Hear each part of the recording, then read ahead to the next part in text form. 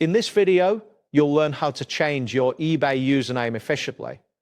By following these steps, you will successfully update your username to something new and unique. Begin by visiting the eBay website in your preferred web browser.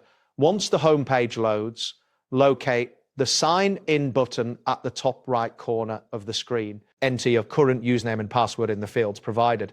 After logging in, you will see your profile name displayed at the top of the page. Move your cursor over your profile name to reveal a drop-down menu. In the drop-down, click on the Account Settings option. This action will take you to a new page where you can manage various personal details related to your account. Look for the section labeled Personal Information, where your current username is displayed prominently.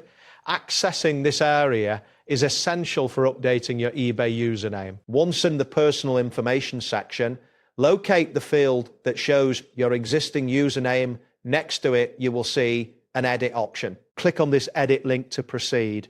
A new field will appear, allowing you to enter the new username you wish to use for your account. Ensure that the username you choose is unique and adheres to eBay's username guidelines.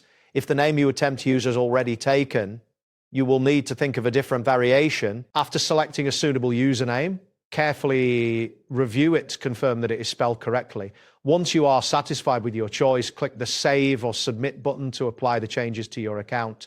Be aware that eBay may prompt you to enter your password again for security verification. Once you confirm your password, your new username will become active immediately. Keep in mind that eBay restricts users to changing their usernames only once within a certain period. Therefore, it is advisable to choose a username you intend to keep for a while. This ensures you do not have to go through the process of changing it again soon. That wraps up today's guide.